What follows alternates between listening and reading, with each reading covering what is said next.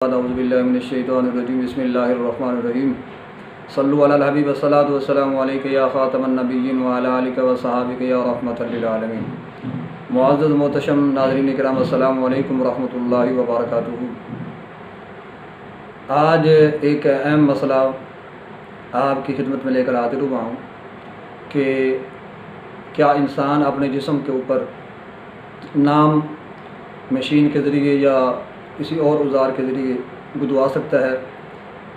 نام کے علاوہ کسی جانور کی تصویر یا پھول وغیرہ بنوا سکتا ہے؟ اسلام کے اندر اس کی کیا اجازت ہے یا نہیں ہے؟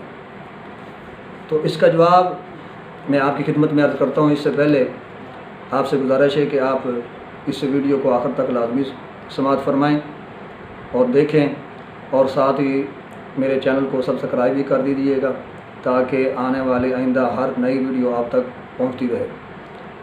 اب آئیے آتے ہیں ٹاپک کی طرف کہ اسلام کے اندر اس کی اجازت ہے کہ نہیں ہے کہ جسم کے اوپر نام وغیرہ گدوانا، پھول بوٹے وغیرہ بنوانا یا کسی جانور کی تصویر وغیرہ بنوانا، جیسا کہ عام طور پر یہ پلیئر یعنی کھلاڑی حضرات اور ایکٹر حضرات اور ایکٹریسیں یہ ایسا کرتی ہیں، جس میں اکثریت جو ہے وہ غیر مسلم کی ہوتی ہے۔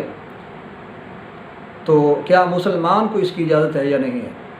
تو معزز محترم برادران اسلام، اسلام کے اندر کسی بھی مسلمان کو اس کی اجازت نہیں ہے کہ وہ اپنے جسم کے اوپر کسی کا نام گدوائے یا پھول بوٹے بنوائے یا کسی جانور کی تصویر بنوائے۔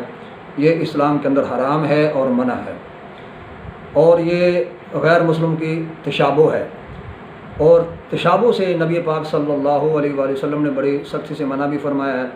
عمر کے فرمایا ہے کہ من تشبہ من قوم فہو منہم، او کما قال علیہ الصلوۃ والسلام، کہ جس نے جس قوم کی مشابہت کی وہ اسی کے ساتھ قیامت کے دن ہوگا۔ اب یہ بندے کے اوپر ڈیپینڈ کرتا ہے کہ وہ کس قوم کے ساتھ میدان حشر میں کھڑا ہونا چاہتا ہے۔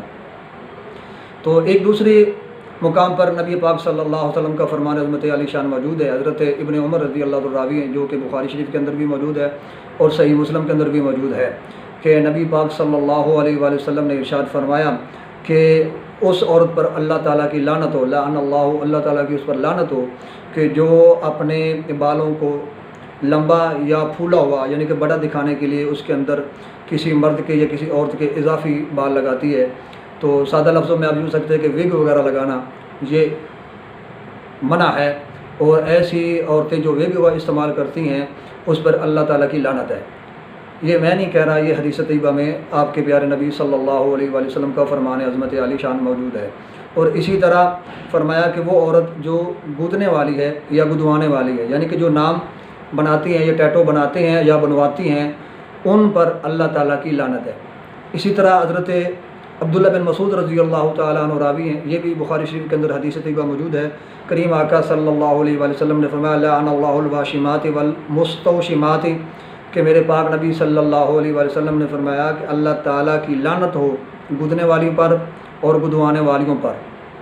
اسی طرح اور ان عورتوں پر جو کہ اپنے ابروں کے بال نوچتی ہیں، یعنی کہ وہ خوبصورت کرنے کے لیے بالکل باریک کر دیتی ہیں، بہت زیادہ اکھیڑتی ہیں، تو ایسی صورت میں اللہ کے رسول صلی اللہ علیہ وآلہ وسلم فرماتے ہیں کہ اس پر اللہ تعالیٰ کی لعنت ہے۔